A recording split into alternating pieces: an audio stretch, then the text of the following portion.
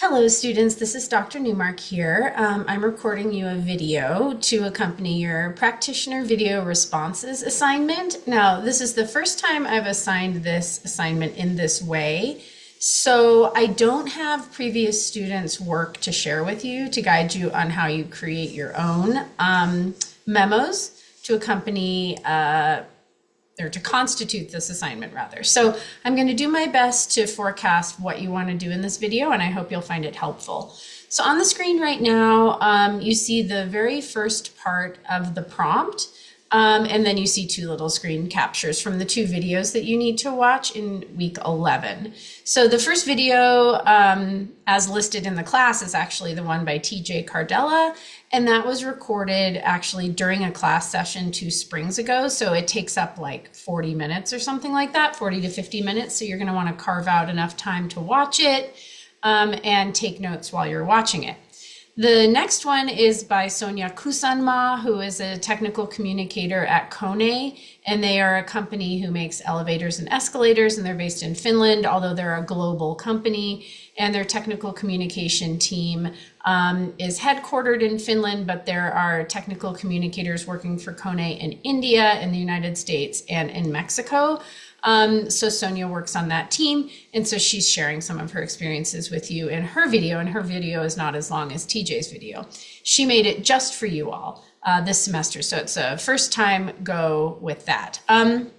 Both of these technical communicators try to offer insight into their jobs through the lens of the STC competencies. So you'll hear vocabularies that you're familiar with when you watch their videos. Okay, so as it says on the screen, the purpose of this assignment is for you to hone your research skills and synthesize information gleaned from 2 technical communication practitioner videos. So this assignment is something that is perhaps a little bit contrived for the purposes of this class, in that I'm asking you to watch these videos and write 2 memorandums as well as your AI statement. And in these memos, you're going to synthesize concepts from each speaker's presentation while offering some tips to the speaker for continued professional development. So that's the setup for the memos. You're envisioning that after you've watched their presentation, you're writing them a memo. I mean, it can thank them and sort of connect with some of the content that they shared with you, but you're also going to say, you know, based on what I learned from you, I'm wondering if you've thought of these additional avenues for professional development. They probably have, but this is asking you to do some research on what a technical communicator might read, might attend, might consume in terms of online content in the form of discussion boards or blogs or Reddit forums or whatever it might be. And you're going to synthesize that in a very organized memo, and you're going to address it to each of them. Of course, you'll be submitting it to me, but that's the setup. That's the premise for this assignment. So again, as it says here at the bottom of the screen, the goal of each memorandum is to synthesize concepts from each speaker's presentation while offering some additional tips to the speaker for continued professional development. You're going to do some research along the following themes derived from your book's chapter 6, and the following themes show up later in this assignment prompt. Okay, so now that you've watched the videos and have taken notes, now what do you do?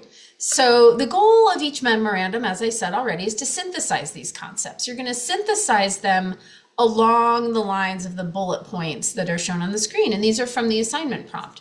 So your goals are to share information based on your research about the 3 largest or most important professional organizations in the speaker's field.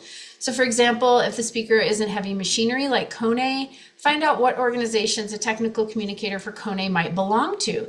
And in that case, don't forget that this is a technical communicator who's based in Finland. So that's in the European Union.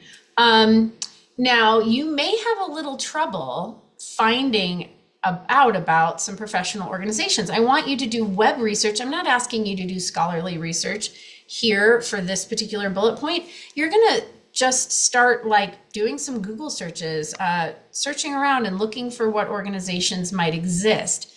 There are some. I can tell you that there are some. I'm hoping that you find out what they are. The Society for Technical Communication, as I've noted before in this class, doesn't exist anymore because of issues of financial mismanagement. It was disbanded, which is a real shame. It was US based, but it was very international in scope. But there are some other organizations, some that are explicitly for technical communicators and some that are for other people in some of these fields. And their conferences and workshops and online forums might also be places where technical communicators for these organizations might have a presence. So do start looking into this and see what you find. Okay, you also want to note in your memos, what are some journals or magazines or online publications read by people in this field? So you need to name them and describe them a little bit. Why might Sonia or TJ be interested in reading these magazines, journals, or publications? You need to be clear about that. How might the content that these magazines, publications, or journals share be helpful to these folks in their jobs? So then you need to mention 3 important online discussion forums or bulletin boards read by people in this field. Same approach as the previous bullet point. Why are they interesting? You can even quote from some interesting posts that you found. There are some very popular blogs in technical communication and some very, very lively discussion forums. So learn about them and suggest these to these technical communicators.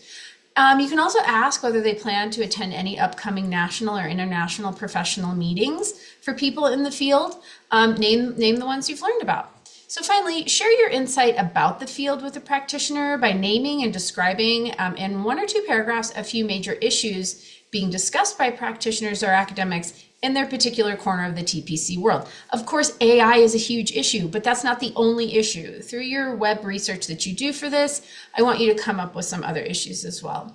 So don't forget to open and close your memo thoughtfully and in a way aligned with typical memorandum strategies. Of course, you're not just learning about the field of technical communication in this class. That's why it's called Intro to Professional Communication. You're learning about the field, but you also need to demonstrate best practices for the design, both in a visual and textual manner, of the deliverable you're creating. In this case, it's a memo, actually 2 memos.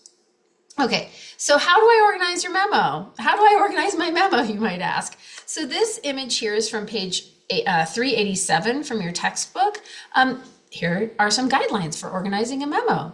Please refer to this. I often receive emails from students who are like, can you provide me with some examples of a memo? But you know what? Luckily for all of us, there are some guidelines and examples in our textbook, but there's also many examples online. So of course, if you do need additional help, reach out to me and I will point you towards some resources. But here in this video, we have one resource and then we have another resource. This also comes from your book.